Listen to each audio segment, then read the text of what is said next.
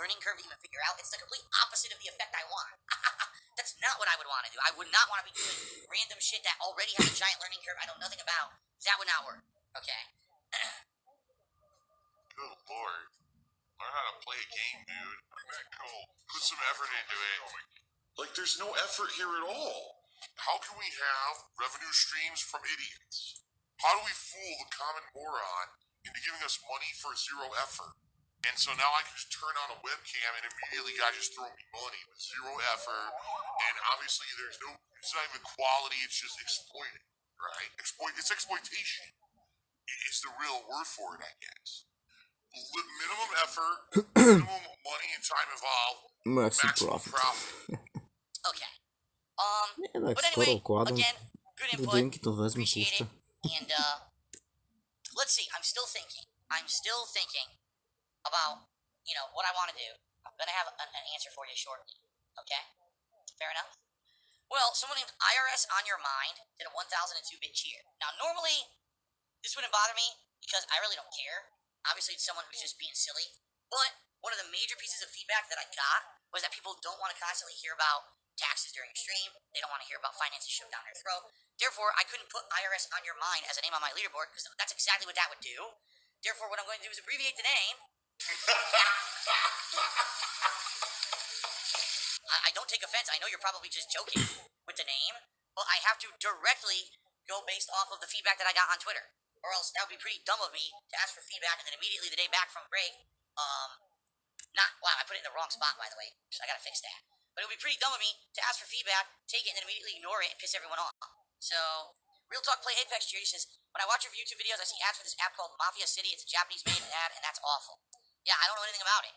Like I said, I don't watch YouTube videos, so frequently I don't see ads. It's a gay guy who does makeup for gay guys, which is nice, but then everything he talks about is sex. There's like sex this, sex that. Oh, look, here's a picture of me waiting for a threesome. And I'm like, that's like gross to me. Like, why would if I was straight, am I going to constantly be talking about I'm waiting for a threesome? And it's like they have to find these extreme measures to get noticed in order to become popular. He couldn't just be a guy talking about makeup. He has to be the guy who always constantly talking about sex, and that gets him noticed, and then people watch his makeup tutorials and stuff. You know what I mean? I see that stuff all the time, and I'm like, it seems like that's it. If you want to be popular on YouTube, you have to do that. You can't just be good at something. You have to be some crazy, polarizing, over-the-top kind of a deal in order to get noticed on YouTube now. And that's not good. That's not good at all, I was never that. I honestly was never that. Every once in a while, I need to actually check my videos to make sure they're getting ads, because sometimes they don't. That's another error that I get on YouTube. I'll put up, a video, I'll monetize this video, and I come back the next day and I check there's no ads on it, and I have to manually place ads on it, which is a pain in the ass. But most of the ads that I see on my videos these days are just banner ads, the ones that pay like nothing. They're shitty. And every once in a while, a video ad for like Grammarly.com or something. I haven't seen like a good ad, for a movie and shit like that. I haven't seen that in months. So, take that as you will. Milkshake and fries. Cheered again. It says, maybe it'll be a good thing if ads go away completely on YouTube for you. It's less money, but it'll be one less thing to worry about and a reason to put more focus on Twitch and how to improve. In the end, cutting YouTube off will make me hungry. Now, what'll happen is cutting YouTube off will ruin me financially. In which case, I can't pay my bills, my credit's ruined, and that's not good. So, no, that would not be good. Like I said, if I can continue to build my Twitch, and if I can make more money doing Twitch exclusively, which is what I'm trying to do on a monthly basis, then it's okay if I don't have to worry about YouTube. My problem right now is I'm still reliant on the YouTube income, as little as it's become. I'm still reliant on that income to come in every month. I need to see growth on Twitch in a big way in order to account for the fact that I'm not making any money on YouTube. And sadly, this year hasn't happened. I'm hoping that we are going to see growth. The problem right now is the games suck. I did nothing wrong. I did everything correct. And I saw a decline on Patreon plus on the streams at once. The point I'm making is I didn't change. I didn't do anything wrong. Like, we had one good game so far this year, Resident Evil 2. Every other game's been a dud, pretty much. I'd say Metro Exodus is good, but the Metro games never really get mainstream hype, you know what I mean? And what's the next big game? Devil May Cry 5? What's the next big game after that? Sekiro? What's the next big game after that? Mortal Kombat 11? And what's the next big game after that? Rage 2? That's one a month. I'm not even kidding, that's like one game a month. That's not good, you see what I mean? We're getting so many new games, and half of them are just so underwhelming. It's hard to have growth. I have a very dedicated fan base of people who stick around and watch no matter what I play. And that's good. That allows me to stay afloat. But I need growth. You can't have growth if the game sucks. You can't. So, Alright, well, Android cheered and said the best thing to do would be to co-op with Cat. And with me today I have the lovely cat on stream. Say hello, honey. No, you're not good to say hello? Okay, fine. Get this cat off me. This stupid cat on my body. She actually told me last night, basically she doesn't really want to be on my stuff ever again. And I was like, that's kind of an extreme thing. Let's not say a definitive black or white yes or no yet. And she was basically like, no, at this point I really don't. You fucking cat. God damn it, stupid cat. So Hickenich said, thanks for a beautiful lady like cat and subscribe to the channel. Yeah, thank God for a beautiful lady like cat, that's for sure. Every day I thank my lucky stars that I found someone like her, man. That douche kid. Cheers is a cat, okay. She is, she's actually getting much better. Finally her cough is starting to subside. She's still coughing, but it's finally starting to subside. She's been sleeping downstairs recently because she's been choking so much that it's been keeping me up. So she's actually been sleeping downstairs recently, and so it's good because I can actually get my sleep. However, as I've told you guys many, many times, Cat has no desire to be on my streams. She doesn't want to get harassed. It's that simple. She has enough stress in her life and enough stuff going on. She doesn't need to be harassed by an online audience of a bunch of immature shitheads. Why am I toxic? Toxic. More toxic. More toxic. Well, I think I'm toxic now. Yep, I'm toxic. Being quite frank with you guys, she takes enough shit not being in my content. Can you imagine how much shit she would get if she actually was on the stream? I don't blame her, and I'm not going to pressure her to do it. And by the way, you guys should be respectful enough and mature enough to understand that if someone doesn't want to be in my stuff, they don't have to be, and I shouldn't be pressuring them to. You should actually stop asking for it at this point. Because as I've said many times before, if and when Kat decides to change her mind and wants to be in it, I'd be more than happy to welcome her in, but it would be incredibly unfair, immoral, and hurtful to her for me to constantly be pressuring her to be in my stuff when she doesn't want to be. So stop asking for it, because it's actually disrespectful. Okay? I'm nervous about next year. I'm nervous about in 2 weeks how I'm going to pay my bills. Actually, less than 2 weeks. It's like the first week of January. How do I even pay my bills? I'm nervous about that. I'm nervous about taxes. I'm nervous about not being able to stay here. And now, for me, essentially, the real concern, this is my major concern. Do I care about losing the house that much? Yeah, I do, because I love this house. But, I've built now a life here with Kat, and it was not easy for Kat to leave her previous life and move across the country and places. She's just getting used to it. Like now, even now, she's stressed out. I know that if we had to move out of this house next year and get another place, it would be a nightmare. It would be, the streams would suffer. The streams would be way less streams, more stressed out. And, I don't know what would happen. I don't even know if we even survive it because we're both stressed to max already. You know what I mean? What pasta do you prefer? I prefer a penne. Oh! Easy to Easy to eat. Oh! Phil's a faggot. Phil's fat. Phil's a loser. Phil's a beggar. Phil's a racist. Phil's a scammer. DSP's a pedophile. DSP is a thief. DSP is a greedy fuck. This guy's a bitch. I have a micro penis.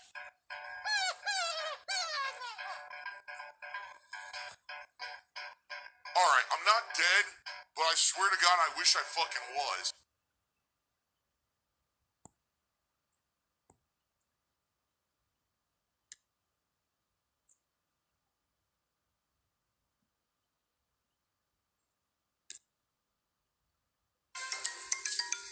This is how to play the game!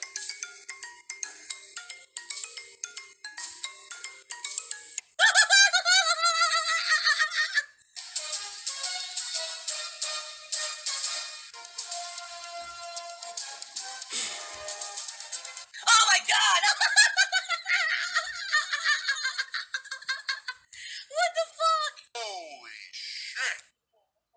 That is an epic fucking intro, dude. I have to warn everyone. Warning. What you may see right now is going to be absolutely disgusting. Sound good? Alright, sounds good to me. In particular, though, tonight, I would really, really, really prefer, guys, if you're going to contribute to the stream tonight, please tip me. Because of this hype train going on last night and earlier today, the tips have actually been low. And tips help me more than anything else right now. Tips are what I raise in order to pay for stuff. Around here, I gotta buy a game coming up this week, Dragon Ball Z Kakarot. I have to pay for groceries and other things when I go out on Tuesday, which is my day off for the week. So I hope that we don't see a giant dip now in tips because people are jumping on hype trains and trying to do, cheering and subbing. Although, if you didn't notice, there's been a big positive impact. Take a look. Our subs went up by over 20-some subs within a day because of the hype train. So at least there is some positive impact. Don't get me wrong. I am grateful for all you guys who are contributing via the hype train stuff, but the tips help me more than other stuff. Okay. An anonymous person gifted a sub to DSP official Circus Seal. So congratulations. And an anonymous 4x8 tipped me $1. Hello everyone, welcome to the Dark Side Phil late night stream. Leave your shoes at the door, have a seat, kick back, relax with some drama-free extreme chill. Get your penne out. Yes. And have it ready to go, dudes. Alright, we'll thank you for the $1 tip. And Chong Lee tipped me $20 because I whined about not getting tips tonight. He's tipping me $20. And he says, we never want you to go away. Here you go. Well, Chong Lee, thank you very much for listening to my incessant whining about not getting enough tips recently. I appreciate the tip tonight. I really do. Thank you very much. And thanks for being a jerk about it. Well, holy shit, ladies and gentlemen, someone named Stimp711 just tipped me $100. Holy shit, thank you, Stimp. That is by far a monstrous Stimp and the biggest contribution to the stream. Let me get you up on a leaderboard here. Oh, I need more money. What?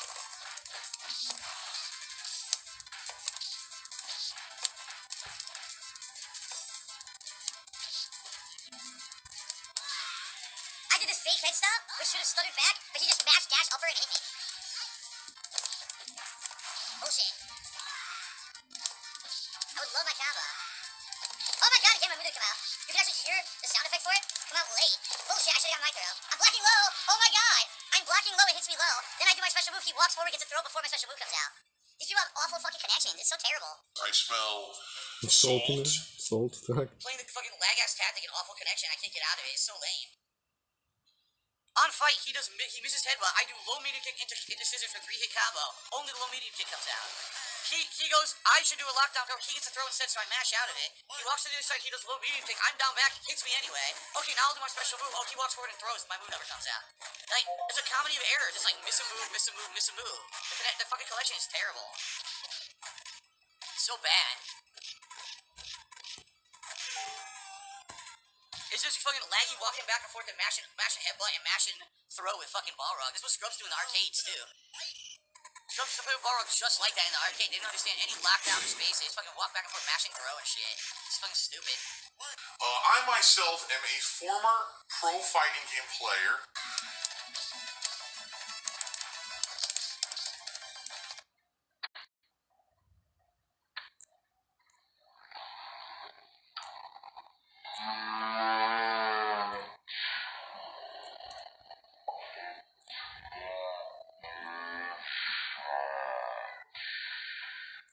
He mashed like a motherfucker. He just did a Hail Mary. He had no idea what I was gonna do. He just did a Hail Mary super, and the game let it blow through whatever I was actually even trying to fucking do. That was trash. Complete trash. Holy shit, that's terrible gameplay. Take a paycheck for that, huh? Yes, almost one. Quality gameplay right there. Just like every throw he got, he didn't earn it. He just mashed punch, hoping he would get throw because it was laggy. So fucking stupid. Very lame. Very lame. Well, everyone in the stream chat saying, oh, lag, salt, lag, salt, salt, lag, salt. Hilarious. Let's talk about something else.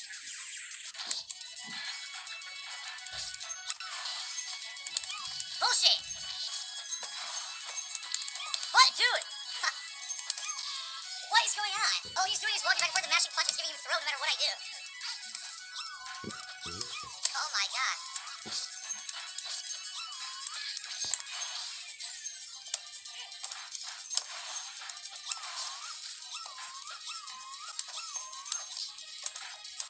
What? I did a move. Now he gets a throw. Now he gets another throw. Dude, you see this bullshit? Oh, you're gonna get salt, salt, salt, salt. It's even now, get my mouth overpowered with salt flavor. This is what happens when the game runs at the wrong speed. Vega gets away with stupid shit. So he's just doing wall dive, which you can't do in the game. It's impossible, I'll tell you right now. He's running at the wrong speed. So he's getting away with shit you can't do in the actual fucking game. And then I'm counter moving. I'm counter moving. I should be able to get my throw. Oh, I'm mash punch, now I get a throw instead. What?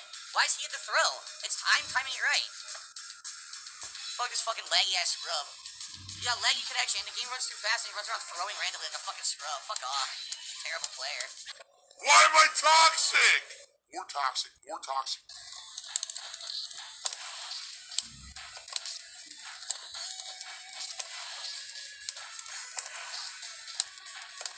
I did the wrong button right there. You see what he's doing? He's literally mashing punch trying to get a throw. I told you. Oh, punch. Where's my mash throw? Where is it? Oh my god. I didn't do that. I did scissors. Didn't do that. I did head stop, then I did neutral jump kick, and neither came out. What? He mash punch again. I didn't even do anything. And he got 3 free hits.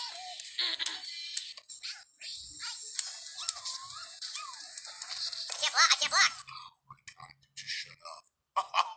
Just shut up and stop whining. Ugh. I can't do anything right now.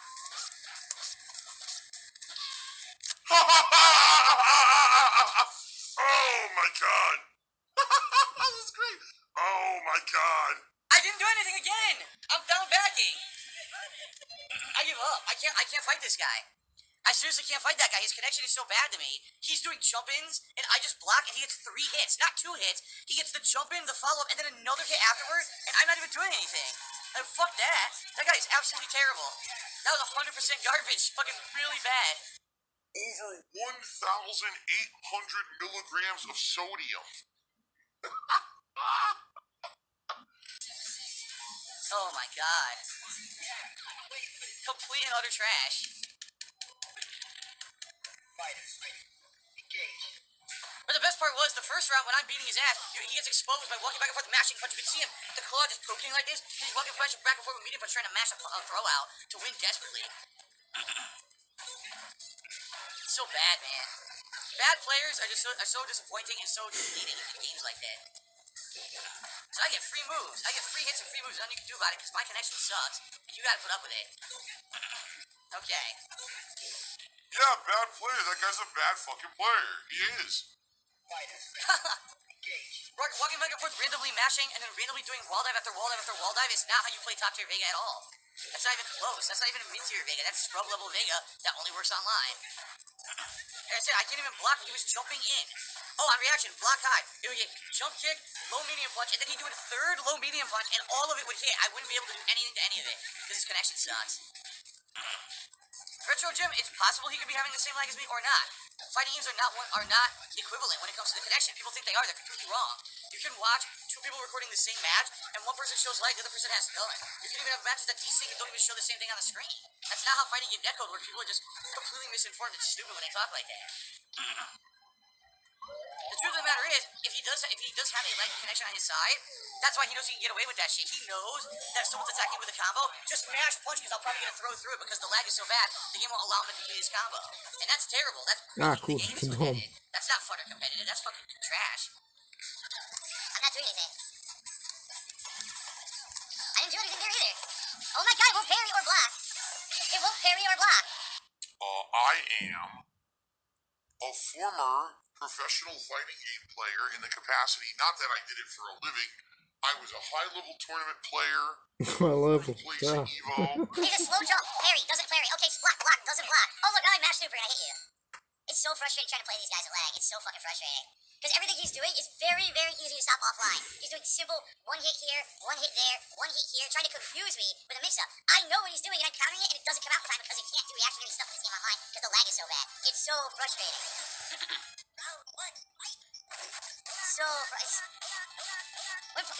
When you play this game so much offline, and then you play it online like this, and you're so disappointed, it's a shadow of what the game really is.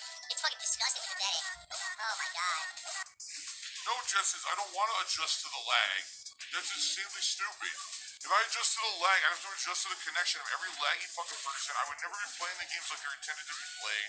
I'd be playing like a complete fucking idiot, abusing garbage and not having fun. This games are only fun if you're completely no nitwit idiots. Never played the game for real before in a competitive setting. Then you would think it's funny to play with lag. Because you don't understand how the game can be at a high level, how good it can be. I'll show you how fucking Vegas play. Alright? Had enough of this shit. Enough of this stupid shit. Dur da Log is a chance counterpick to for vuralım. Vega, by the way. Log is a known counterpick for Vega.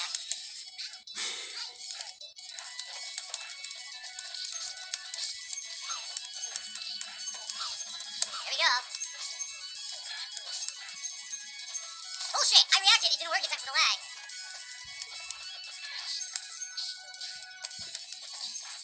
Can't do anything to the lag. Here we go again. Hit lag pattern blocker.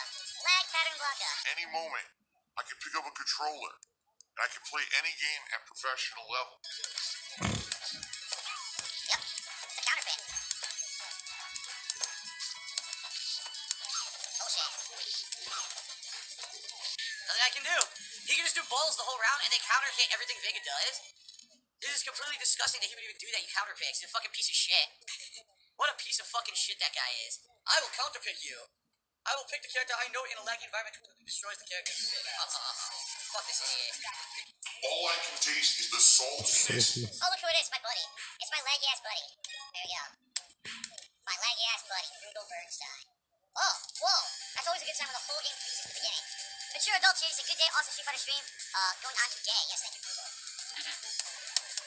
Stupid block of Mary Man.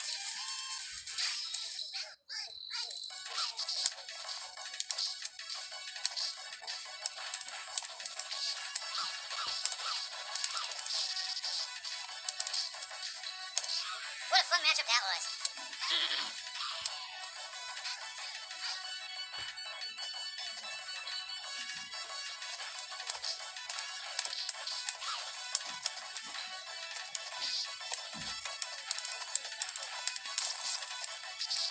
Oh my god, it actually worked like that, huh? That's crazy. I want that.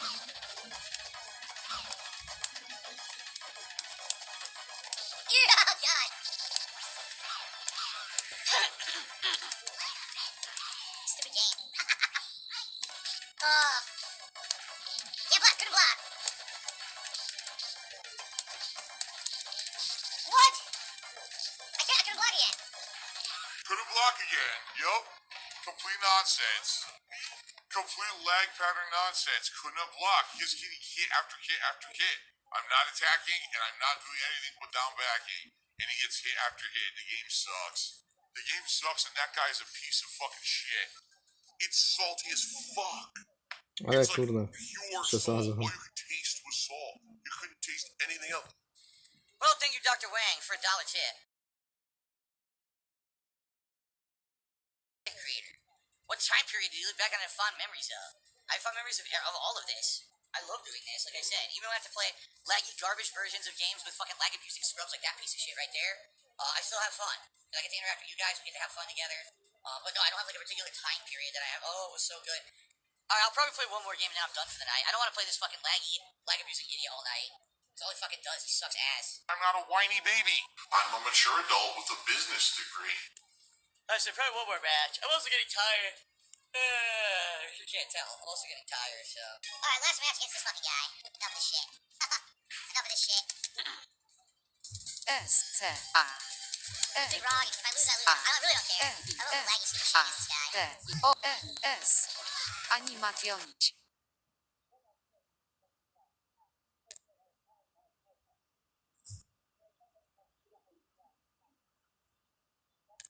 I'm what you might call a shut-in.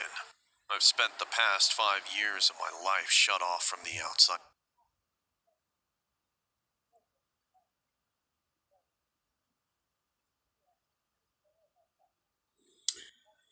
Now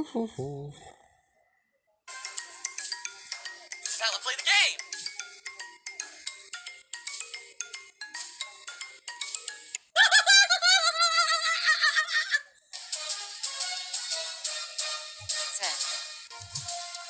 S-T-A-N. Stary A. Oh my god! Oh.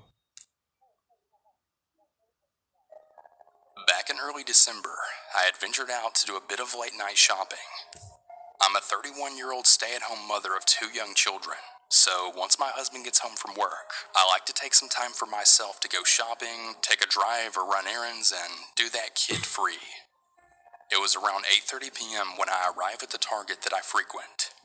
Now, I'm by no means a paranoid or anxious individual, but I've taken several courses in human trafficking, and I've done plenty of research on my own learning to identify the red flags, as well as what precautions to always take whenever I'm out in public alone, and especially at night. I carry several self-defense items on my person at all times just in case. I parked directly in front of the store next to a cart caddy and took a mental note of the vehicles that parked nearby again, just as precautions. I was taught at a really early age to always be observant of your surroundings, and being a control freak just naturally makes you that way. Nothing really seemed out of the ordinary that night, and the parking lot was actually quite empty, and most likely because it was a weekday. As I entered the store, I just began browsing like usual, following the natural flow of the store departments and following the main aisle around. I had only been browsing for maybe about 10 to 15 minutes when I noticed a young gentleman, mid-20s I think. He was tall and skinny and dressed in a dirty gray 2-piece sweatsuit and dark brown boots. He looked over at me, which I smiled and said hello, but his facial expression was completely blank. He looked like he may have been high on something by the look in his eyes, but he didn't really seem to care for my gesture, and he just quickly moved on. At first glance, there was really nothing in particular that alarmed me about him, except that I took notice at the fact that he was just wandering down the main aisle with no cart or basket. His hands were in his pockets, and he didn't seem to be with anyone. I just continued shopping with no second thoughts and made my way to the next department. Several minutes had passed at that point, and that's when I noticed a second young gentleman wearing the same exact gray sweatsuit, a similar pair of work boots, and again, no cart, no basket. He as well glanced right at me, then quickly darted his eyes right away when he realized I was looking directly at him. I started to become a bit more alerted at this point, but still remained composed and continued on browsing. A to mogę, tak? Another 15 minutes or so had passed, and that's when a third older man had caught my attention. And you guessed it, same gray sweatsuit and work boots with no cart, no basket, and his hands right in his pockets. I assumed that they were in some sort of work uniform, maybe construction workers. But why weren't they walking around together? And why didn't they have any items to purchase? At this point, it was really difficult to focus on browsing. I just had a really bad feeling about these 3 men, and it became clear to me that something was definitely a bit off. Over the next 20 minutes or so, I felt as if I was being monitored by the 3 of the men, as if they were all communicating my whereabouts as I continued to make my way through the store. Because each department I entered, it didn't take long for me to notice one of the 3 men pass by whatever side of aisle I happened to be in, then making their presence known to me. I stayed completely vigilant while trying not to panic or allow my suspicions to overwhelm me.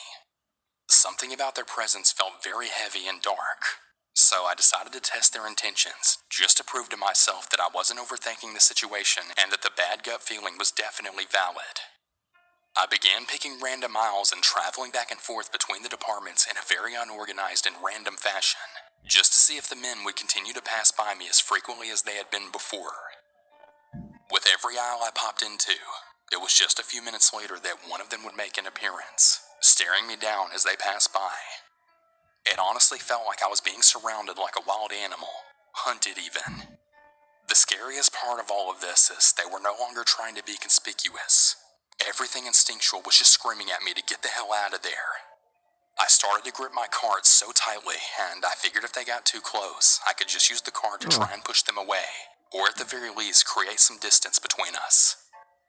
By this point, I had been shopping for about an hour altogether, maybe a bit over, and I was ready to purchase my items, but I honestly felt too uncomfortable to continue browsing even if I wanted to. The men had been following me that whole time, and I was starting to become more annoyed if anything. Something that I want to add is the store was pretty empty around this time.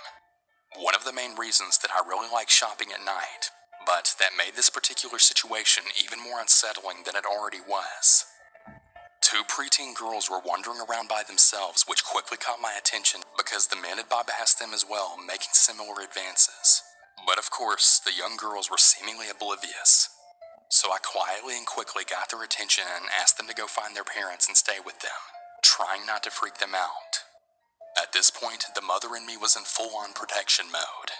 I couldn't imagine having my young children with me this night. Thank God that they were home safe and sound. As I made my way to the checkout, I noticed one of the men coming up from behind me, walking at a quicker pace this time. So I immediately stopped and turned to lock eyes with him as he approached. I'm not kidding. I will never forget the darkness that I saw in his eyes. An eerie smirk formed on his face as he nudged my shoulder, just continuing to stare me down while walking backwards, all while holding on to his sinister gaze as he exited out of the store. I had lost sight of the other two men, and I hated the uncertainty of it all. He made his message clear to me in that very moment. My stomach dropped and my entire body began to shake. It was a feeling that I hadn't felt since I was a little kid getting lost in the supermarket. A feeling of desperation. I quickly walked to the checkout and discreetly asked the cashier if I could speak to a manager, and told them what had transpired over the last hour, and politely asking for a male employee to walk me to my car and for them to alert a member of their security. When I had finally told the manager everything that happened, her face had sunk as if she had already known about these men, and once I described them, she then confirmed that she knew exactly who I was talking about. She expressed to me that several of the female employees had found the men unsettling in the past. Then she reassured me that someone would definitely escort me to my car. She made a report about the incident and said she would alert the authorities. I was still shaking, but felt pretty relieved that she believed me and also showing concern for the other young female patrons in the store. She took my information, then a young male employee walked me out to my car. What I saw as I exited the store made me so sick to my stomach, solidifying all of my suspicions. A white windowless van was parked in the lot directly behind my car. One of the men was seated in the driver's seat, and the other two were leaning against the side of the van facing my car, then attempting to hide out of view. I mean, how cliche and obvious can you be? Your license plate might as well read Lady Snatchers at that point. Whatever their intent, it didn't seem pure. I had pointed them out to the male employee and then said, "There they are, that's them," which then prompted all of the men to scurry into the van and speed out of the parking lot without any hesitation. I truly have no idea what would have happened to me if I walked out to my car alone, and I'm so freaking grateful that I made it home safe and sound and lived to tell my story. Over that following week, I had heard that there were several abduction attempts in the shopping center parallel to that target, and I'm almost certain that it was the exact same individuals. Human trafficking is very, very real. It's a very serious thing, and it can happen to anyone. You really have to watch your surroundings. I'm a short, medium-sized girl. One day around the time that I was 8 months pregnant, I decided to make a trip out to Target to buy some things. I'm a very cautious person, constantly looking at my surroundings with mild paranoia, which was mostly inherited from my mom, who raised 3 kids all on her own, so she was always on guard. I got out of my new car, which I parked a little far from the store entrance, for 2 reasons. I didn't want to get any dents from the other drivers, and I tried to get as much exercise as possible since I was pregnant. As I'm walking, I notice a huge red truck with 3 men inside of it with the windows down. I assumed that they were just waiting for someone inside the store, but something creeped up my neck when I then made eye contact with the driver. I quickly turned away and then immediately began to feel self-conscious. A small girl that was visibly pregnant, I suddenly felt so vulnerable. Up until that point, my pregnancy was pretty smooth and never really made me feel like a target. Once I finally got in the store, I started to calm down a bit more and feel a bit relaxed and went about my shopping. When I left the store though, I noticed that the same truck was still there. I put my bag in the trunk and got in my car as quickly as possible, then quickly turned it on and drove away. I noticed in my rearview mirror that the same truck was also taking off, with the same 3 men still inside of it. My heart sank.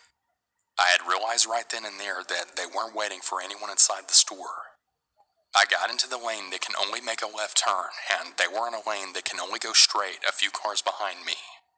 I thought, great, we're not going in the same direction. I was just being paranoid. As I passed the light, now turning, I see the red truck then switch the lane that I was in to turn left. I then sped up to catch the next light turning yellow to put as much distance between them and me. I drove a little faster than usual, but that's when I realized that even if I made it home, they could still follow me there and I would be going home to an empty house. So instead, I decided to drive past my street right to a shopping center that had a Starbucks. The drive-thru wraps around the building, so you're not going to be visible to the main road which I was driving in. I get into the drive-thru and I notice the red truck was going on the road that I just left. They drive past the Starbucks and I think, good, I'm in the clear now. As I'm still in the drive-thru, I then see the truck pass by again in the opposite direction, almost as if they're looking for me. I wait in the drive-thru for all of the other cars to leave, and I decide to call my sister and tell her I'm heading to her place.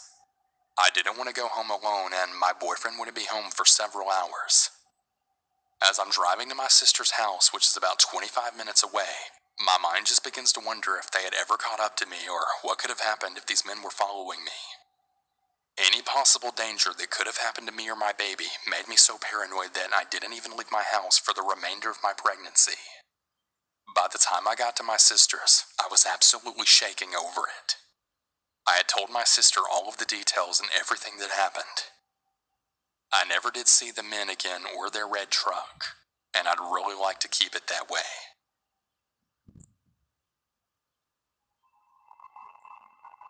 So this all takes place in August of last year, right before I moved to a different state for school.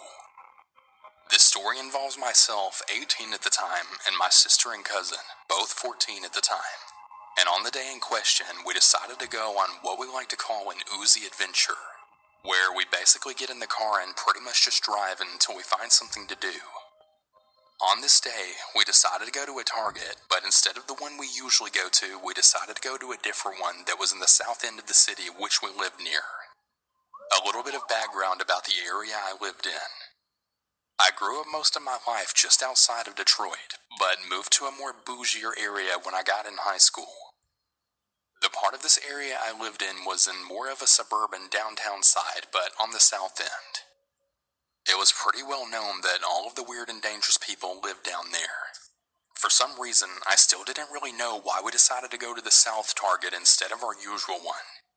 However, we get there and my sister and my cousin get a couple of things for school while I just pick up a CD. We check out and we go out to the car and we see a green Chevy Trailblazer that's now parked right next to my car.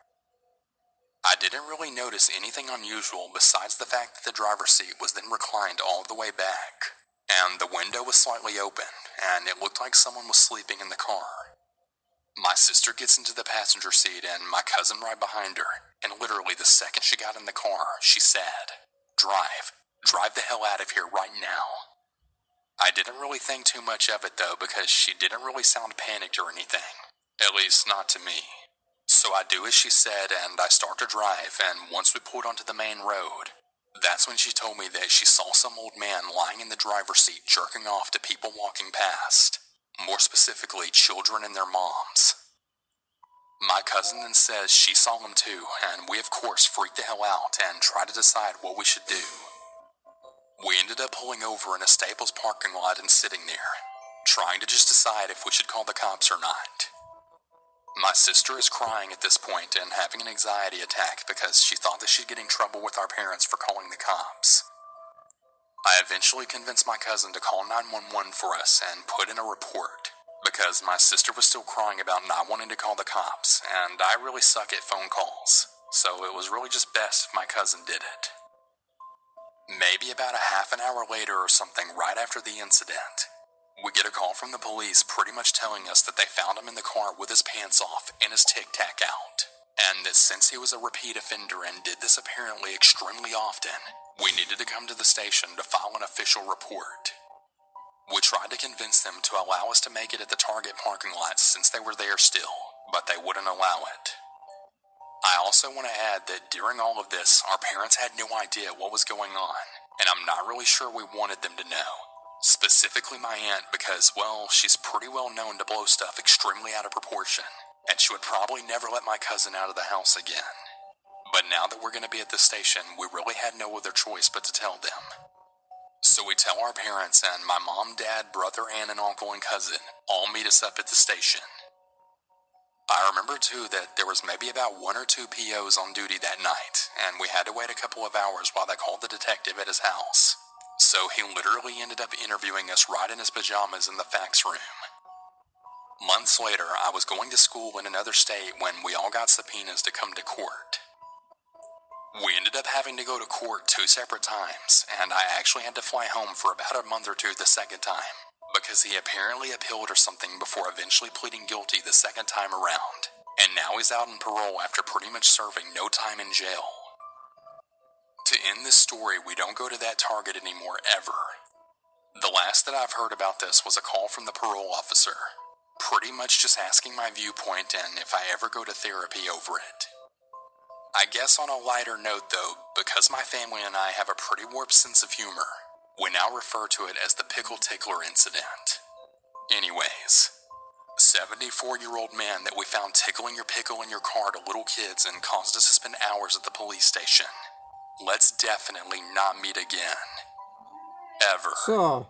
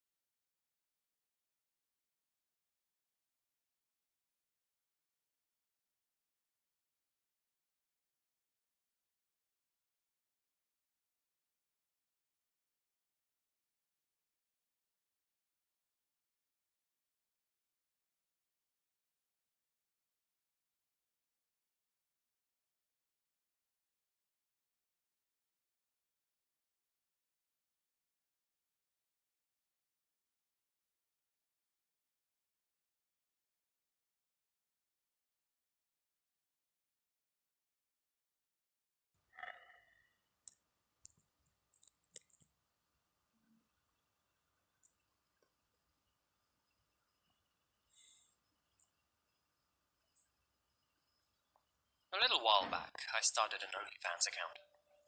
I know what you're all thinking, but hey, I was single at the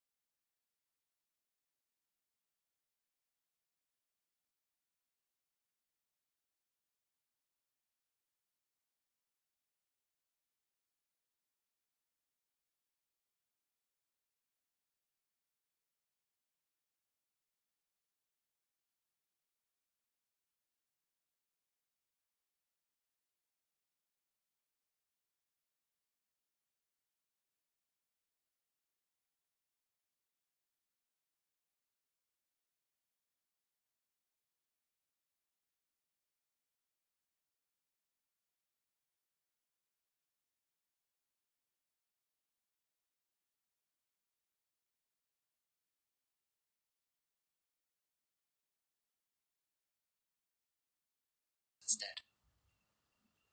I haven't posted anything online since, and didn't even log on to tell my followers goodbye, since I knew that he was among them.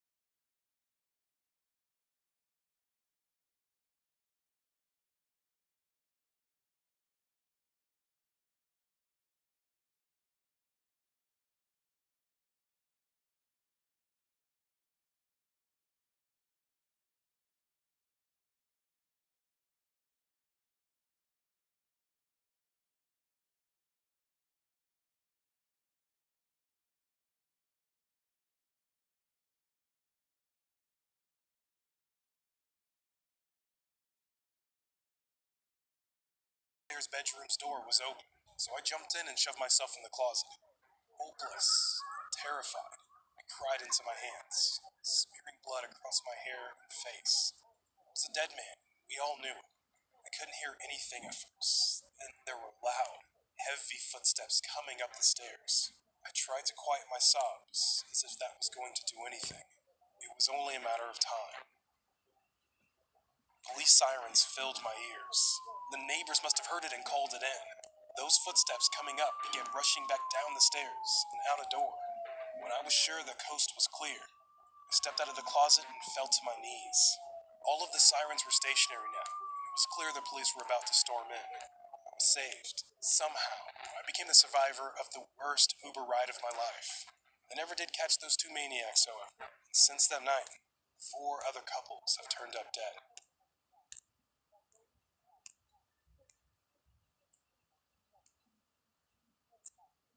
We all need to stop using TikTok and Zoom right now. I'm an avid TikTok user, but I mainly just watch other people's videos. The other day, a TikTok showed up on my feed of a time-lapse of a child aging from being a baby to being 10 years old. The caption, "Time flies." It was late, so I watched it with one eye open as I felt myself drifting off. In the morning, I woke up to my phone playing some other random video, with only 2% of my battery left. I went to work later that morning, and as usual, watched some more TikToks on my break. Again, I saw the same video pop up on my feed, the time-lapse child video. I let it play again in the background as I ate my sandwich, not really paying much attention. The end of my shift came, and I made my way to my car. Out of the corner of my eye, I thought I saw a child in the road, but as I turned to look, I only saw a bus zooming past. Nothing else left on the road. When I get back into bed, I decided to Zoom call my sister and her family. She's a little bit older than I am, and has a husband and 3 children.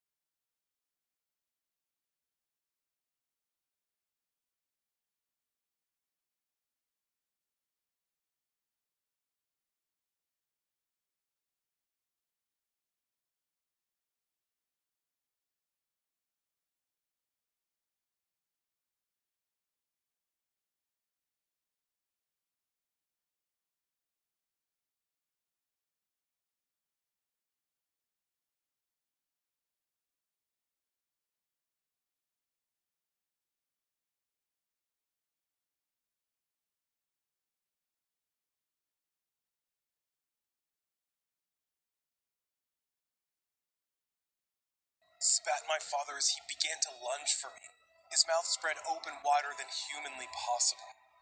I could easily fit inside it in one gulp, not touching a single sharpened tooth that laid within his mouth. I quickly moved aside clumsily, knocking into the wall, hitting my head harshly. My action caused my father to fall onto my bed, letting out a deep and horrid scream of rage. The sound was something that could make even the most hardened person's blood run ice cold. The way it echoed in the small room and bounced off the walls rattled my bones.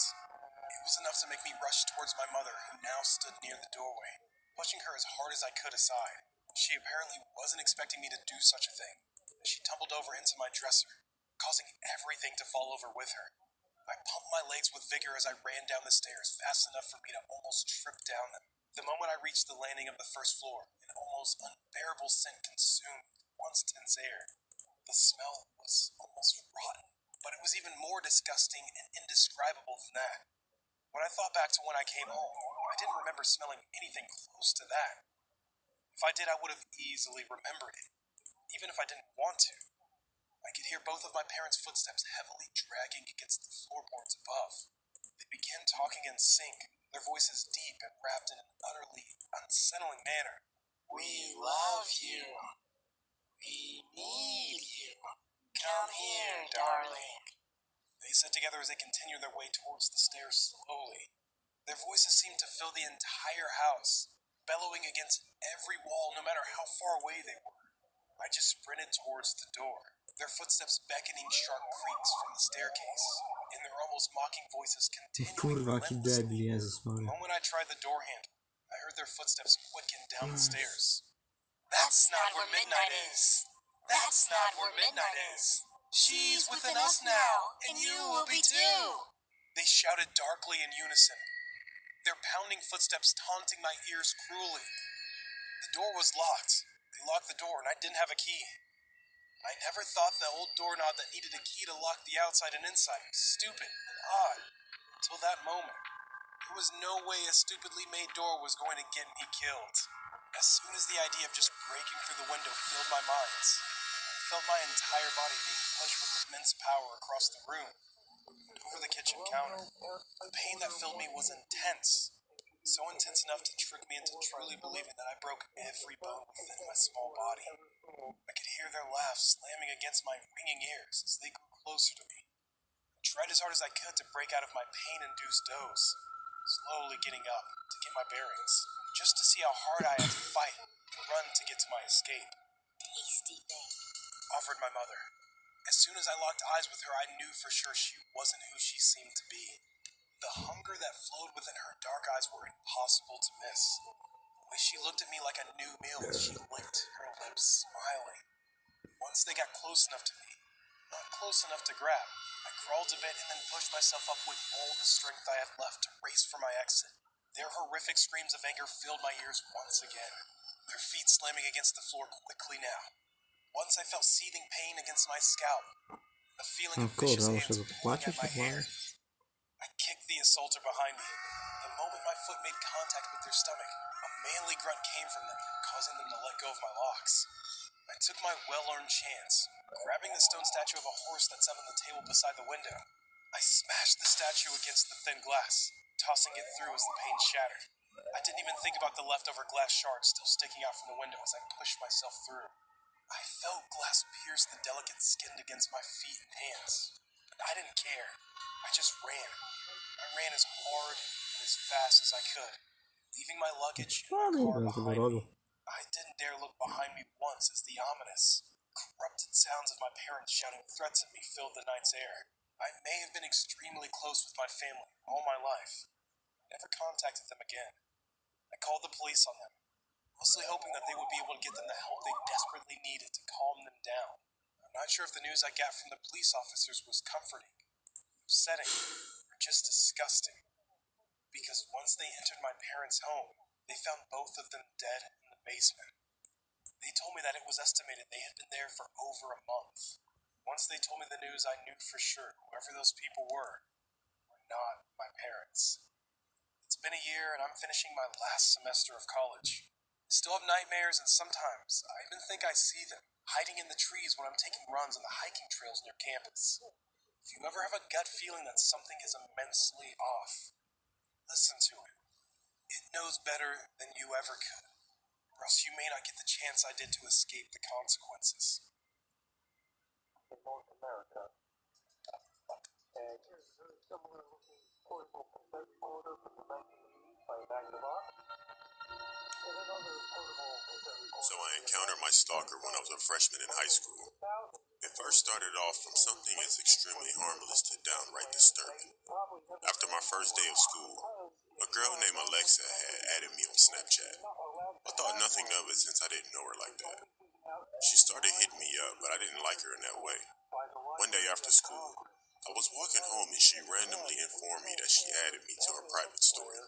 Okay, so I never asked her about it. I got home, and out of curiosity, I checked her private story. What I saw definitely weirded me out. Her story was a video of me walking home, particularly not too far away from my house. The caption of the video said, "Kiss me already." Did she want me to just turn around as soon as I saw her story and give her a kiss? I don't know. How did I not know she was behind me that whole time? Whatever. I got over it quickly though, since I thought she was no threat. Just a creepy, harmless girl with an obsession for me. I should have blocked her. But anyways, one day I misplaced my sweater. I checked all my previous classes I had, and especially the lost and found. I eventually gave up because there were no signs of it being anywhere. I eventually bumped into Alexa one day during random lunch period at a water fountain. This was one of the most socially awkward interactions I've ever had with someone. No Seeing to her for kurwa the nie first time in outwtedy, to person, kurwa. something about her gave me this really creepy vibe. No offense. I then noticed that she was wearing my sweater, but I pretended that I didn't realize. She must have stolen it when I wasn't paying attention, obviously. She didn't say anything at first, so I felt really uncomfortable during this brief moment of silence. She then broke the ice by asking me in this emotionless stare, "Do you want to hang out later?" I excused myself from this creepy conversation by saying that I needed to use the bathroom. She gave me this annoyed look as I walked away from her. I was relieved that it was over. I stopped opening her snaps for A ile kasy wzięli? avoiding her at all costs. Fast forward a month or two into the school year. Me and my good friend E, we were planning on throwing a party in his basement. It was just another one of those typical high school parties. But me and E made sure that no private information gets revealed about our party to no one. Really, the address. We didn't want any random unwanted guests to come over. That was a big no-no. So E gave me the approval for letting me post on my Snapchat story that there was a party going on tonight. I saw that Alexa immediately responded in the first 30 seconds. And I saw the notification that she had sent a message. I knew she was asking to come. So I never responded back knowing that she was, pretty weird. The party commenced that night, and I was having a lot of fun. And all of a sudden I heard this commotion going on in the other room. Out of curiosity, I looked in there and I saw Eve. He was shouting at Alexa and her two other weird friends.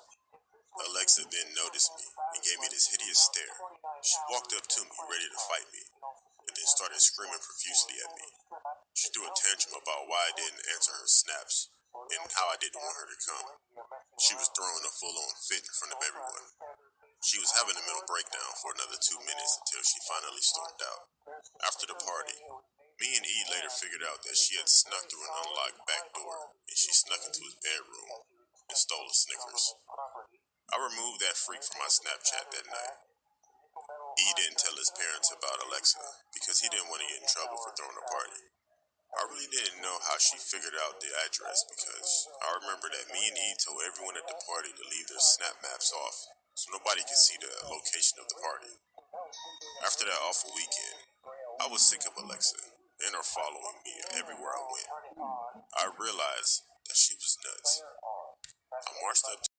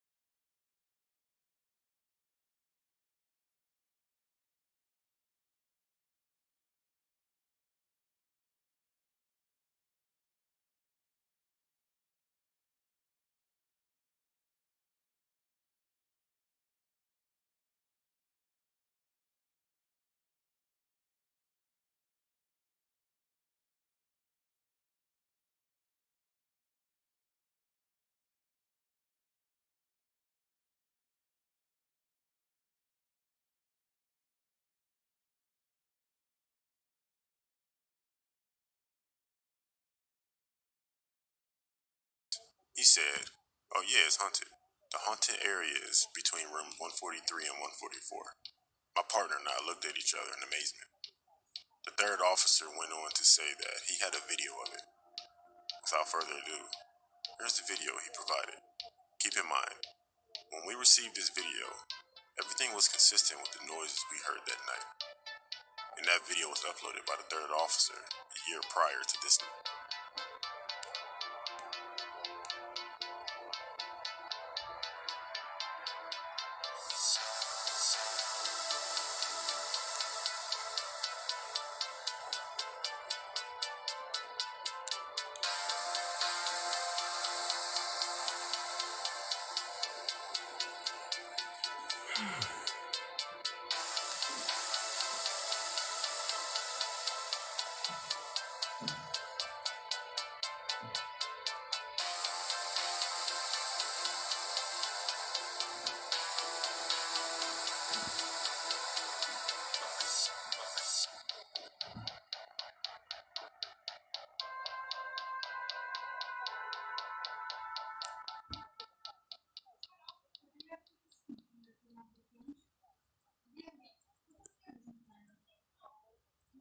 My very good friend Felicia got married in December of last year.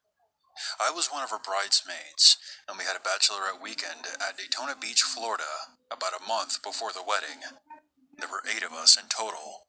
Myself, Felicia, Andrea, Lorena, Julia, Renee, Caitlin, and Brittany. We rented a house off of Airbnb that was less than a mile away from the beach. The price that we got it for was almost too good to be true. When we got there, the place wasn't what we were expecting. That's not to say it was a complete dump. It did have a charm to it, but there was just something off about it. For one, it had a basement, which is incredibly rare to find in Florida.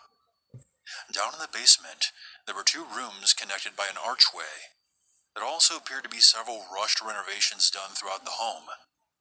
Something that struck me as odd was that there was a space under the staircase that was fenced off.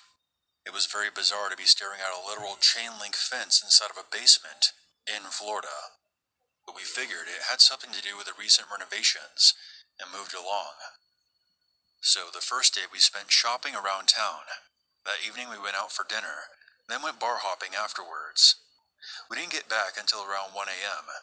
We had all drank a considerable amount that night, so we didn't stay up and hang out. We just decided to call it a night and get ready for bed. Felicia and I slept in the same bed in the first section of the basement. Through the archway is where Andrea and Lorena slept. They pushed 2 twin beds A nie, together. to ja mogę wziąć tak. Everyone else slept upstairs. To... So about 2 hours after everyone fell asleep, I randomly woke up and turned to my side. And I see the silhouette of someone moving soundly past the bed towards the archway, where Lorena and Andrea were sleeping. The only thing that was providing any kind of light was from a street light outside coming through a small window, so I couldn't make out many details. But I could clearly see that whoever this person was wearing a baseball cap.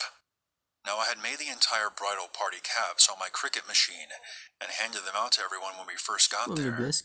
So my first thought was that either Lorena or Andrea had gotten up to use the restroom. But then I thought about how strange it was that they would be wearing one of the caps I made them. Without a sound, the figure disappeared through the archway, and shortly after, I saw these brief flashes of light coming from the other room. It was almost as if someone was taking pictures. I began to internally freak out. I was thinking that someone was down there with us and was taking pictures of Andrea and Lorena while they slept. Felicia is a light sleeper, so I squeezed her hand to wake her up.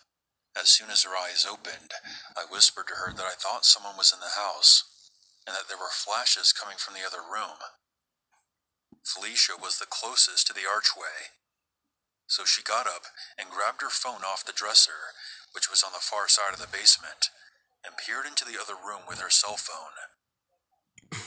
She climbed back into bed and told me that there was nobody there and that Andrea and Lorena were fast asleep. I was confused. I swear that I saw someone wearing a baseball cap walk into that room. I thought that maybe since I was in a new place, I might have been just seeing things and was overreacting. I eventually fell back asleep, and I tried to put the strange incident out of my mind and enjoy the rest of the trip. The next day we spent on the beach, and even went axe throwing later on. We got back in at around 10 p.m. We popped in a movie and chilled out for the rest of that night. We all fell asleep around midnight. About an hour after I fell asleep next to Felicia in the basement, we were all woken up by a loud scream coming from the next room.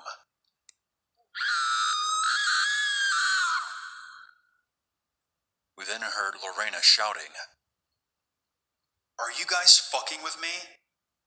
We got up and went into the room to see what was going on. We found out that Lorena had not been sleeping and was just lying in her bed listening to her headphones.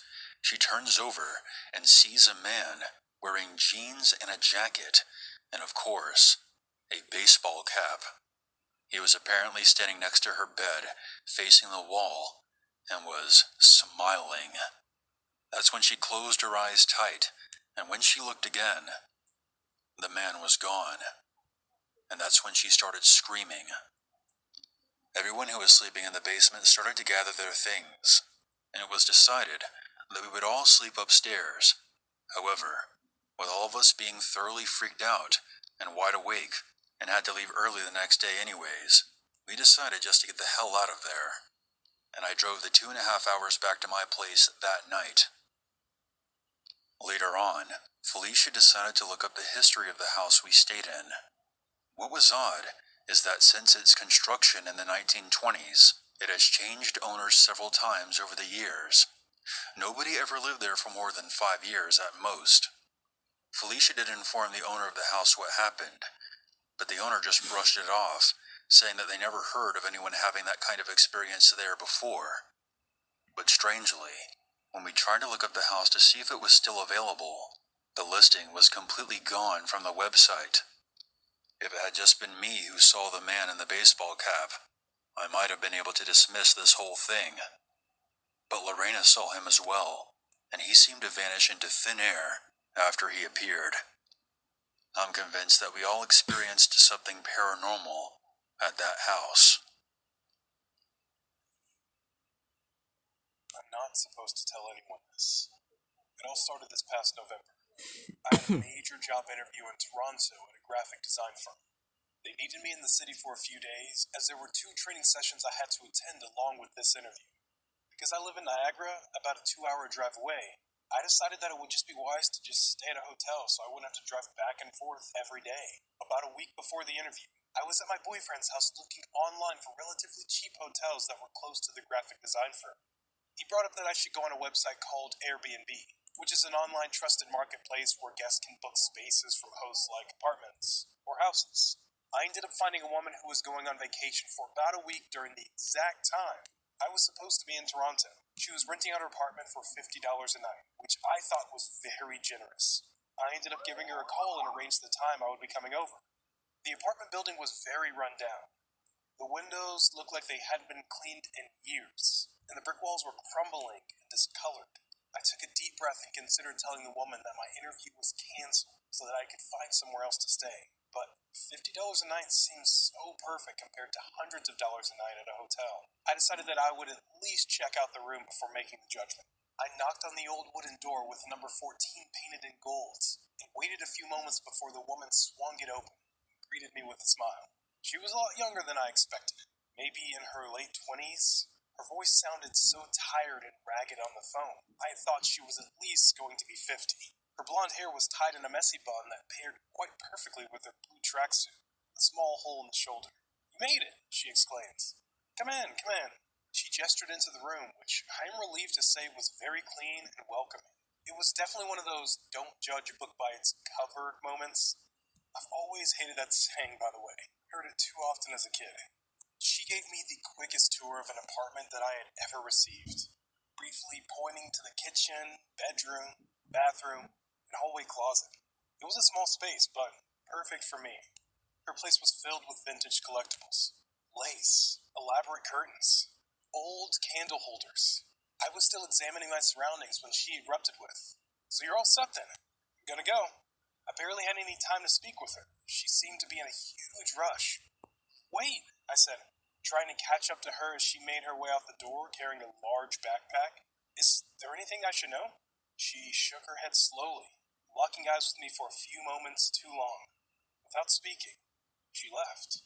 I made myself comfortable for a little while, unpacking and fixing myself a quick snack in the kitchen.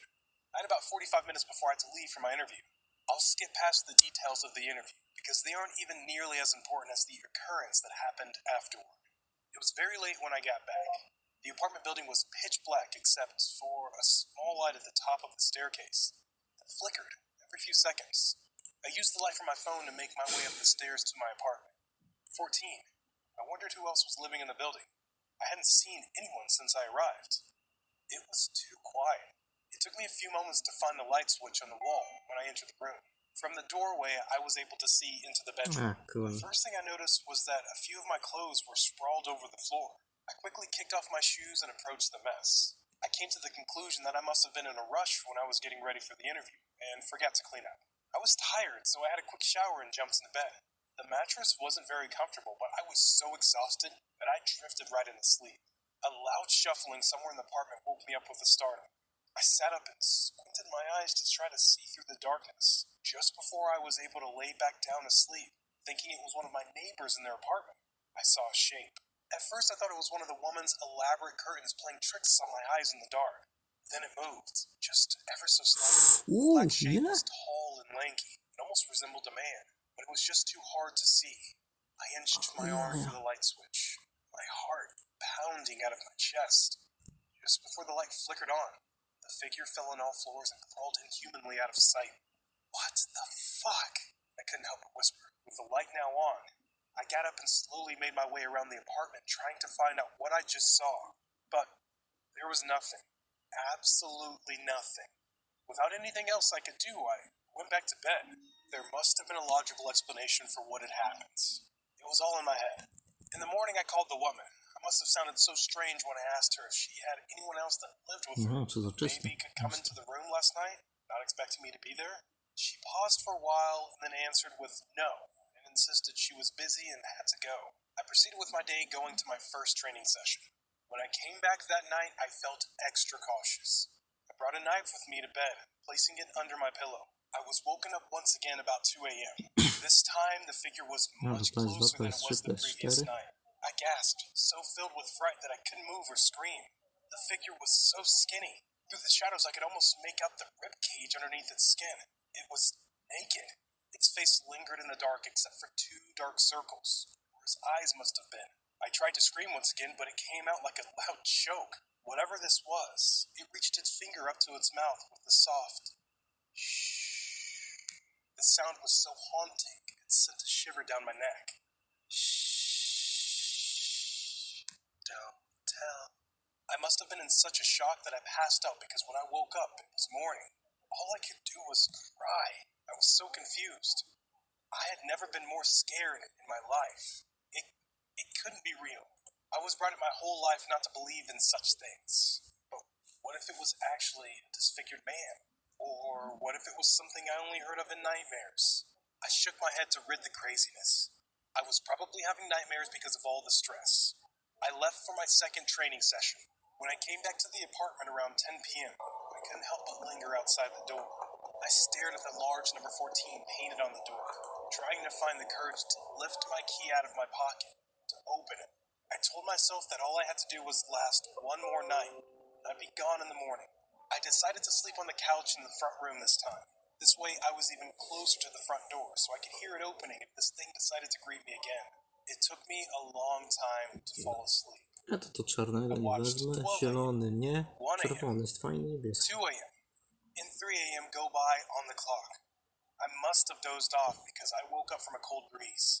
It was 3:47. I sat up on the couch to see that the window was open, making the curtains sway in the wind. As I got up to go close it, ready to call the police, I heard the soft shh behind me. I closed my eyes and started to cry. Shh. 8 dych, a ja It got za louder, coś co dałem I 20. slowly Pięknie, turned around to podbiornik do face this Xboxa. creature. It was crouched by the TV just a few feet away from me. It Paty, didn't kurwa, coś move. pisze? It just kept its finger up to its 60, tak. lips. I feared that if I reached for my phone Kurde, and called 8 the dych, ja cops, it pierdzielę. would come straight for me. W playerze 40 zł dałem. I whispered. Ile? It's 5 all I lat could temu manage to chyba. get out. Kilka lat temu, teraz te 20, ale ja. Don't tell, it said. And the scariest thing since the first time I had seen this thing was that it started to smile. It was smiling. Although it was dark, I could see the shadowed smile. It hasn't left my mind in all the months that have passed.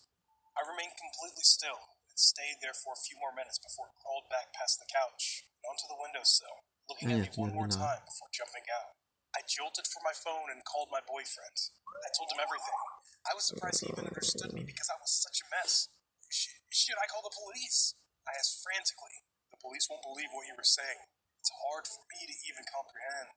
I think you need to come home. You sound sleep deprived. I think it's making you see things. 10 My lat? heart sunk. Even my own boyfriend didn't believe me. It smiled at me, I whispered. I heard him sigh before saying goodnight and hanging up the phone. I curled myself into a ball onto the couch and attempted to sleep, but I didn't. How could I, after that? As soon as the sun came up, I packed my things and bolted for the door. I tried calling my boyfriend 6 times to tell him I was on my way home. No answer. As I opened the door, I bumped right into the woman. She was back early. I didn't even know what to tell her when she asked how my stay was. Look, I have to go. My boyfriend isn't answering his phone, and I need to get home.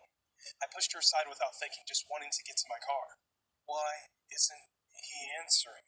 She asked with concern in her voice. I wasn't sure why she cared. I shrugged and continued downstairs. I could see my car through the window on the bottom floor. I was so close to escaping. Did you tell? I heard her say softly from her room. Czerwone wezmę. Didn't you?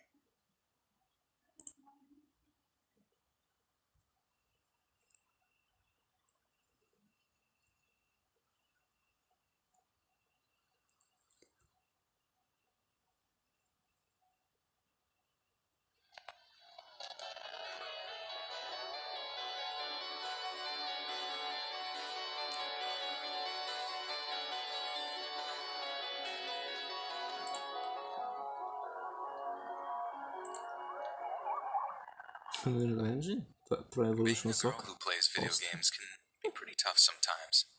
Note that I said girl who plays video games and not bloody gamer girl, since that term seems to be now irrevocably associated with dirty bathwater and a Twitch thought turned scam artist.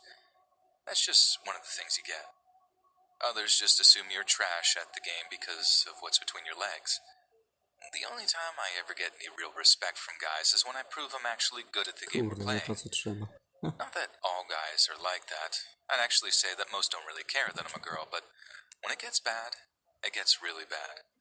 And sometimes that's all it takes to ruin the experience for me completely. But there was one incident that occurred while I was playing online that put me off gaming entirely for quite a while. This is the story of Twi'lek Zane. I met Twi'lek Zane one night on Sea of Thieves. For those that don't know, Sea of Thieves is an awesome multiplayer game where a crew of 2 to 4 players take control of their very own pirate ship. I was a huge fan of the Disney Pirates franchise when I was a kid. Still am, I suppose. So the idea of a game like that was hugely appealing to me. I had a lot of fun on Sea of Thieves, for a while anyway. Until one night I found myself on a ship with a crew member called Twi'lek Zane. Zane, as we'll call him, was nice at first. He seemed a little surprised to find himself sailing with a real-life girl. But a lot of people are and just get over it pretty quickly. Zane seemed like one of those guys. Kinda quiet, but perfectly nice otherwise. He kinda faded into the background for the most part, being overshadowed by much louder, more extroverted crew members that ran around showing off their pet parrots and playing their musical instruments. At one point, after fighting a ship full of skeleton pirates, I needed to regenerate some health. So I go below deck to our little food barrel and pick out a few pineapples to nom on to get myself back to full strength. I made a remark to the guys about eating all the ship's pineapples and how it was making me hungry in real life. They asked what my favorite food was, and my reply is probably in line with like 80% of people everywhere. Pizza, I told them. This sparked off a little debate on ship when one of the crew threw the question out there. How do you feel about pineapple on pizza? Now, unlike most of civilized society, I actually kind of liked Hawaiian pizza. I just can't resist the whole sweet and salty thing that it has going on. But when I tell them that, this sparks off something of a mutiny. The two louder crew members start laughing, and one even jumped off the ship, saying he refused to sail with someone who liked pineapple on pizza. It was funny, sure. We had a few laughs. All the while, Twi'lek Zane stayed quiet, not saying a word as we had our little bit of banter. About 45 minutes go by, and I'm getting hungrier and hungrier, so I tell the guys I'm about to jump off to go make some food and that I'd be back on afterward. Then I hear my doorbell. Luckily, my flatmate was home, so I didn't have to worry about rushing off to answer it. So I don't really take much notice of the exchange I can hear through my bedroom door, but I did start to take notice when I heard my flatmate's footsteps coming up the stairs to my room. As she opens the door, I slide off my headphones, and there stands my roommate with a pizza box in her hands. It was a godsend to trust my BFF to just know when I was hungry. Or at least, that's what I thought. I was so hungry that I actually cut her off and asked her if I could have a slice of her pizza, as I was absolutely ravenous. She looks confused, then says she was about to ask me the same thing. I'm beyond confused at this point, so I ask the guys on Sea of Thieves to hold on a minute. I mute my mic, then turn back to my friend. My jaw is on the floor by the time she's finished talking. The pizza delivery wasn't for her at all. It was for me. What's more, it had been paid for, and the topping was, you guessed it, ham and pineapple. I felt sick. I told my friend she could have it, that I wasn't feeling very hungry anymore. In a confused voice, she thanks me and turns to leave, but asks me if I'm feeling okay before she shuts the door.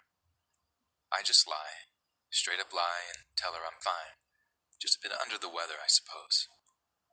When she shuts the door, I get right back on the PC. It was horrible. I found myself asking a question that I already knew the answer to. Did one of you guys order me food? The first two louder sailors said no, with one actually laughing at what seemed like such a bizarre question. But Twi'lek Zane was silent. His character just stood still on deck, quietly watching and listening as the situation unfolded. And then he spoke up. Enjoy, is all he said. I freaked out. I pulled the Ethernet cable out of the back of my computer so hard the connection snapped off and remained in the slot. But it was severed, and that's all that mattered. But it was way too late, and that was the worst thing of all. There was no way for me to know just how much information Zane had acquired just from using my Microsoft ID and IP address. If he managed to work out my home address, what other information had he been able to dredge up? The only comfort I could possibly take in the whole thing was that, because of his accent, I knew he was North American. But that didn't rule out the possibility that he was either living or studying in the UK and was actually much, much closer than I first thought. I barely slept the week that followed. Nightmares came every single night. Nightmares in which I'd wake up to a figure standing over my bed, a crooked smile twisting their lips before they pounced. I'd wake up crying, bed sheets soaked in a cold sweat, with my roommate rushing into my room to see if I was okay. In the end, I told them everything, and they drove me down to the police station immediately. There I spoke to an internet safety officer who was overloaded with cases just like mine, but all they could do was tell me to block the person in question, to possibly avoid the same game as them, but generally to carry on as normal. Basically, there was absolutely nothing they could do, and that's what's so scary, that maybe the internet will never be a safe place for girls like me. No matter what we do, there will always be people whose predatory attitudes seem to override all normal human feeling.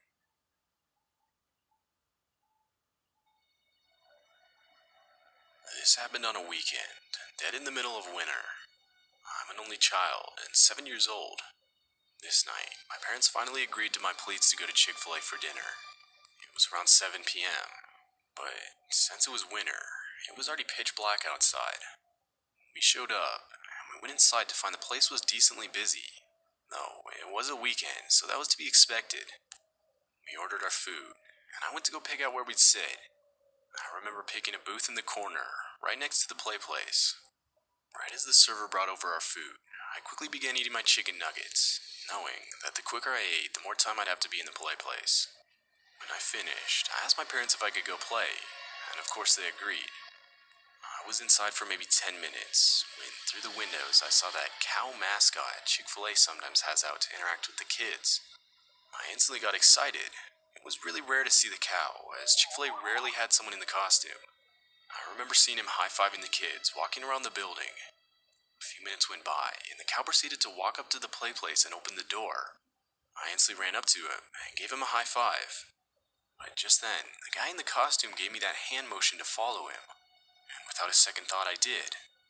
We first went out the play place door, and then to my surprise the actual building through an exit in the back.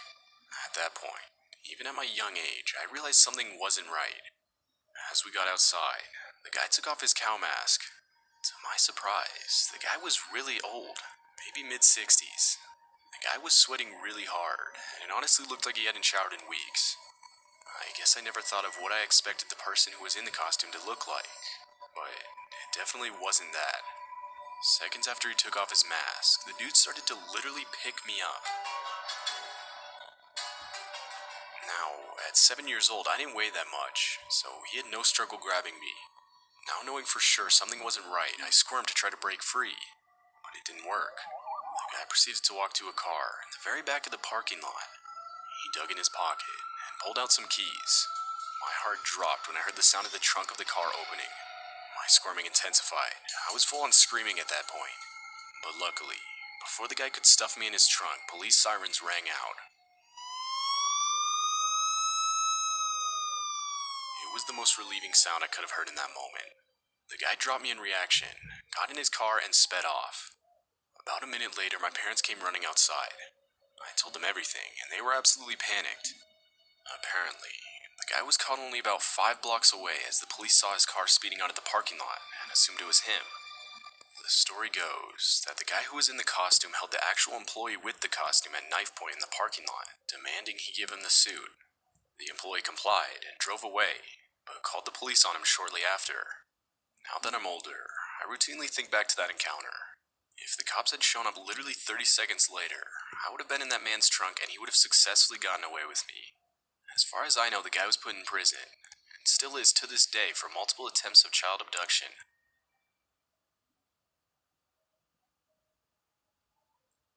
This happened 4 years ago. I was 12, going on 13 in just a month or two. My friend, Lindsay, was 14, which was quite a bit older than me, at least at the time, as the 2-year age gap was pretty big. We met in school, and quickly became close friends. We were spending almost every single weekend together. Nothing seemed to be out of the ordinary. It was your typical Friday night. We carpooled to her family's apartment after school to spend the night together. After we ate dinner, me and Lindsay went to go hang out in her room. Now, Lindsay wasn't always a positive influence. She had a habit of talking to older guys online and lying about her age. Lindsay showed me some texts between her and a man she was talking to. I don't remember exactly what they said, but they consisted of him trying to convince her to meet up with him, and just the usual things you'd expect from a creep online. According to him, he was 19, tall, and blonde. And once I saw the texts, I asked for a picture of him. Something didn't sit right with me after seeing the messages. She showed me what he looked like, and he was very clearly not 19. The man was at least 40, and looked like he lived in his mother's basement. That's when Lindsay's phone started ringing. It was the guy. Lindsay answered without hesitation, and when I heard the voice on the other end of the call, I felt like I was going to be sick. I could clearly hear the guy trying to convince Lindsay to meet up with him.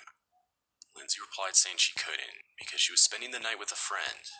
The mention of that must have sparked his interest, as the guy then proceeded to try and ask to meet both of us. Lindsay, lacking any common sense, said yes, and thus began our plan to sneak out and walk to meet this random guy in a Chick-fil-A parking lot. I obviously didn't want to go. I was raised on stories of what happens to teen girls who meet random men from the internet in person. But after adamant pleading from Lindsay that she didn't feel safe going by herself, I agreed. We took our phones with us for the walk. The route we had to take to get there didn't have very many street lamps, and there weren't any houses. We were surrounded by trees on both sides of us. When we got to the parking lot, it was almost empty. The Chick-fil-A was about 15 minutes from closing, and since Lindsay hadn't received a text from the guy saying he was there yet, we decided to go inside. We ordered some milkshakes and went to go sit on one of the booths while we waited. But while we were sitting inside, I couldn't help but notice a car pulling into the parking lot, just continually circling the building. The car clearly wasn't looking for a parking spot, as it went around the building very slowly around 10 times. All the while, me and Lindsay were just watching it from inside. After we finished our milkshakes, the car was gone, and Lindsay never got a text from the guy saying he was there, so we just decided to head back home. I was honestly insanely relieved that the guy never ended up showing up, but as we were walking home, I couldn't help but notice how many times a car had passed us. The street we walked on to get back was almost completely desolate, with trees on either side of us, so to have even 2 cars pass us would have been rare. But I ignored it. It didn't look like Lindsay even noticed. We got home, and since it was late, we decided to just go to bed in Lindsay's room. Fast forward to around 4 a.m., we woke up to a loud bang. It sounded like someone smacking on the window, though Lindsay's room was on the 2nd floor, meaning something must have been thrown. Me and Lindsay both sat up and looked at each other. The sound came again, that same bang. We both agreed someone had to have been outside, and just then, we heard the heart-dropping sound of a voice whispering, "Hey Lindsay, it's me. I followed you guys home." We both instantly panicked in reaction. We knew exactly who that was. I started crying. I was honestly terrified. Lindsay ran to her parents' room and explained the situation. Her parents instantly called the police, but of course, when they showed up, the guy was gone. Lindsay went to show them the conversations, but the account was deleted. Neither of us remembered the username either, so there was quite literally nothing the cops could do but take a report. The whole encounter was really disturbing. Lindsay's parents were really mad with her, and this caused me to lose connection with her as a friend over the next few months. I haven't seen her in a while, and I'm not entirely sure whatever ended up happening with the whole situation. I just hope that guy never returned.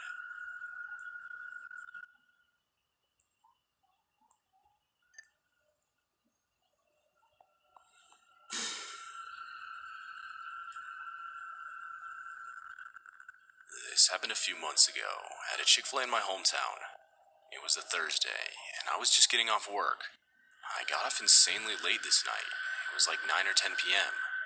I decided I wouldn't have time to make myself food before I went to bed, so I just went to Chick-fil-A on my way home. I pulled into the parking lot and went inside. I ordered my food and went to a table near the back to wait for it. I couldn't help but notice how little people were actually inside the Chick-fil-A this night. There were like 5 other customers, which is insanely rare for Chick-fil-A, at least the one I go to. Now, I should add, I'm 23 and female. After a while of sitting in my spot, a strange guy walked over and placed a full cup of soda on my table.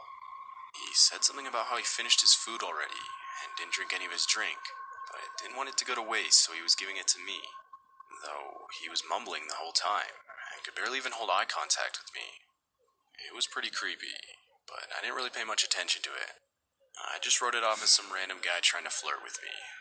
That's when I noticed, about a few tables in front of me sat another guy.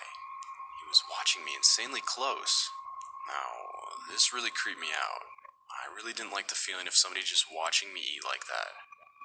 The dude just continued to sit there, watching me, almost the whole time I was eating, even though he had no food in front of him. Finally, a few minutes later, the dude left the building. At this point, the place was almost closed, and I was the last customer inside the building. Though I was still insanely creeped out. I grabbed my trash, along with the drink that guy gave me, and threw it all out. I then asked one of the male employees if he could walk me to my car, and proceeded to explain the whole situation. The guy was really understanding, and he instantly dropped what he was doing to walk me out. We got outside, and I proceeded to lead him to my car. We kept walking, and that's when I saw 2 men crouch behind the other side of my car that wasn't visible from the building. I almost screamed, and they started to get up out of their crouching stance, slowly walking towards me. That was until they saw the employee that walked me out, and one of them quickly said, Sorry, we have the wrong car. And they walked off. They They were the same guys from inside the Chick-fil-A. I knew they were. One was the guy who handed me his drink, and the other was the guy who was watching me.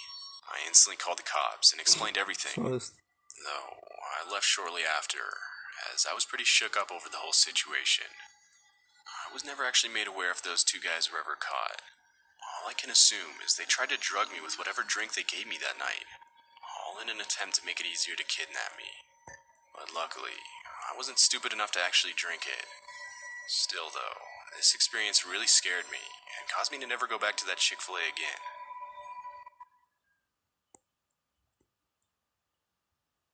I woke up one evening and looked outside my window. The fog was just settling in. It always gets foggy during the winters in our small town. I got freshened up and got ready for work. I worked the night shift at the local pizza center. As I got ready for my shift, my eyes fell upon an old family photo. It always brought a smile to my face.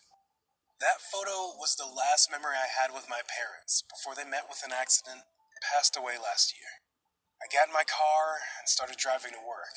The fog was thick that night, and the smell of burning wood from the local farms around the town settled in the air. I liked it. It reminded me of the late-night drives my dad used to take me on when I was a kid. I reached work and met my friend Lizzie as I entered.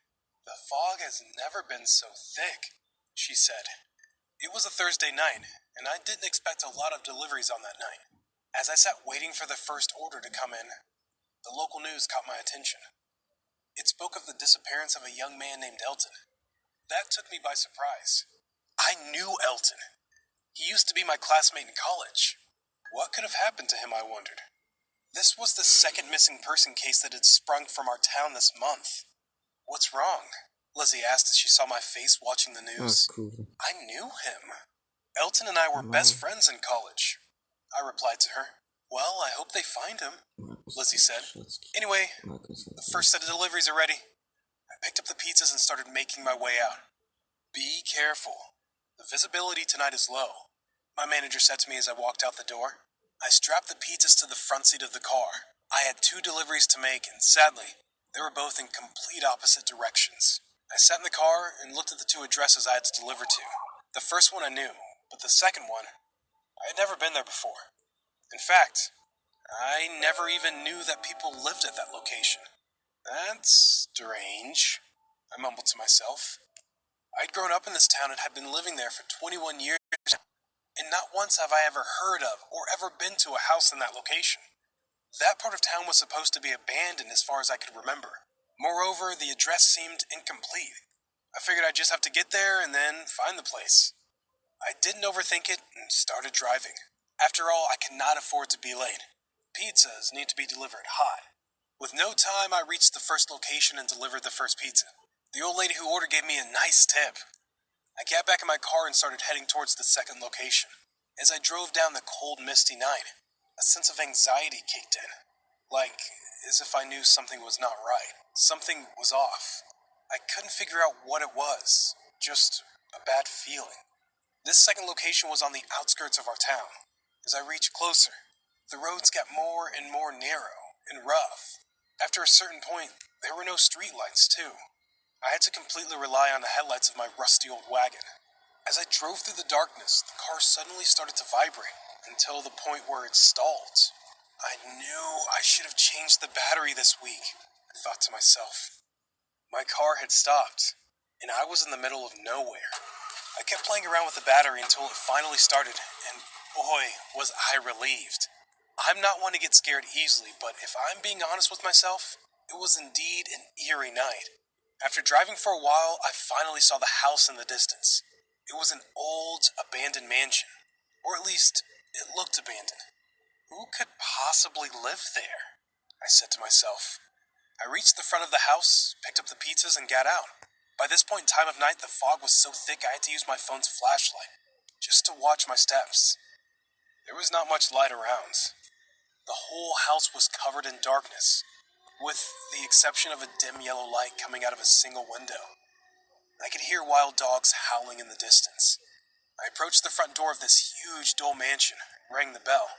Turns out, the bell never rang. It was not in working condition. So I knocked. I heard the sound of wood creaking, along with heavy footsteps approaching the door. As the door opened, I saw a big middle-aged man in front of me. He was pretty well built and had a long beard. His face was covered with small scars. They looked as if he had been scratched. He had a blank look on his face and just stared at me without saying a word. After a few seconds of awkward silence, I cleared my throat and said, "Your pizza, sir?" Ah, yes. Food. He replied in a heavy, dull voice. I handed him the pizza and he took it and walked back in, leaving the door open. As he walked in, he threw the pizza box across the table and said, "Wait here." I remember thinking to myself, who would just throw a delicious pizza on the table like that? The action was pretty rugged, like as if he never really wanted the pizza. He walked deeper into the house to get the money for the bill, I assumed. With every step he took, the wooden floor creaked. He walked deeper into the house until I couldn't see him anymore, but I could still hear the sound of his footsteps, and the wooden floor creaking with every step. And then it stopped. There was nothing but absolute silence. I stood at the door waiting. The inside of the mansion was worn out. A few minutes passed, and I had not seen or heard anything yet. What's taking him so long? I said out loud. I felt a hard hit on my head from the back, and I just fell into darkness. The next thing I remember is opening my eyes. I was on the grounds, inside the mansion. It didn't take me long to realize I'd been knocked out unconscious. Someone knocked me out from behind, I thought. What's happening? I was confused and could still feel pain on the back of my head. As I tried to reach my hand to the back of my head, I realized I was tied down. My hands were tied behind my back and my legs were tied together. "What the hell?" I whispered. The dim yellow light covered the room. I looked around and saw the pizza on the table. It had not been opened. Suddenly, I heard a husky voice. "Ah, you're awake." And as I looked to my right, I saw the man standing at the end of the hall. He slowly walked towards me as his face came into the light. I saw the most wicked smile I had ever seen on his face. Fear kicked in. "Why am I chained? Let me go!" He put his fingers to his lips and went, "Shh. It's time to eat," he said and walked into the other room, which happened to be his kitchen. "What? I'm not hungry! Let me go!" I shouted. I heard the sounds of rattling plates and spoons from the kitchen. It stopped and he walked out. He walked out with a meat knife in his hands. A chill ran down my spine as I looked at the knife, and his bland face staring at me. I started to tremble with fear. He came closer and bent towards me and said again, "It's time to eat." And he stabbed the knife into the back of my leg. It was in this very moment I realized what he meant. When he had said, "Ah, yes, food," when he had opened the door for me, he was not talking about the pizza I came to deliver. I was the food. This demon of a man was a goddamn cannibal, and I was his dinner. I burst out in tears and cried and yelled and begged for him not to kill me. He put his bloody hand against my mouth and shut me up and said, "I'm not gonna kill you. Not yet." He stabbed the knife back into the calf of my leg and began cutting. I could not do anything except sit and watch as he cut my flesh. I cried and yelled, but that did not bother him. This pain, I'd never felt anything like it. It was bad, and every second it got worse. As he cut into my leg, I could feel the edge of the cold metal knife touch my bone with every stroke. He cut out a fist-sized piece of the back of my leg, and then stopped. "This should be enough for now," he said. He picked up my flesh and walked into the kitchen, while I lay there bleeding out and crying in pain. I began to realize he was not going to kill me in one go. He was going to keep cutting bits of pieces out of my body for days to come, until I died. It was going to be a slow and bloody death. As I lay there crying, he returned after a few minutes with a belt and bandages. He tightened the belt around my thigh in order to prevent me from losing too much blood, and wrapped the bandage around my leg. He didn't want to kill me right away. He wanted his meat to stay fresh. As he did that, I kept yelling and talking to him, asking why he was doing this to me, and begged him to let me go. He never said a word back. After he was done, he went back into the kitchen and started cooking. cooking my flesh. I could even smell it.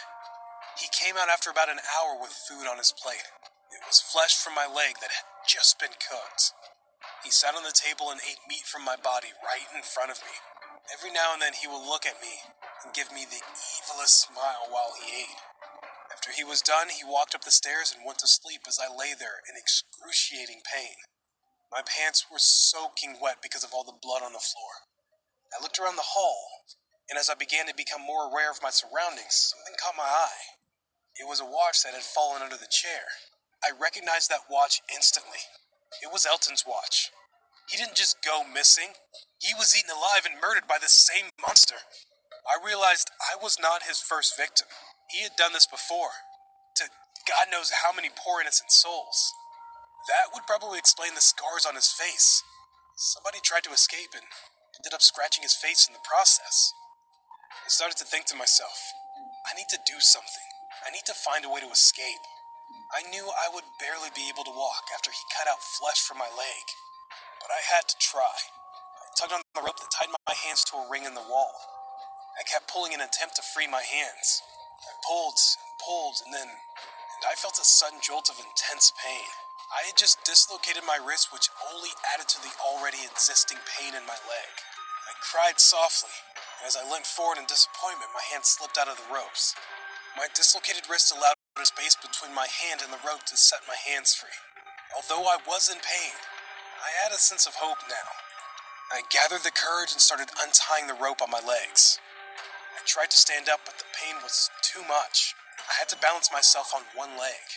I started limping around the hall as quietly as I could and started searching for my keys and phone. The dumb fool did not even hide it. It was right beside the pizza box on the table where he ate. I grabbed my keys and phone and instantly thought, Elton! I bent down and grabbed his watch. As I made my way to the door, I peeked into the kitchen, and what I saw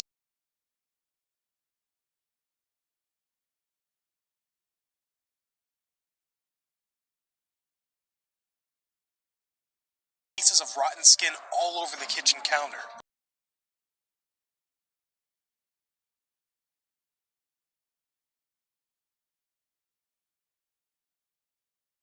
I had woken him up.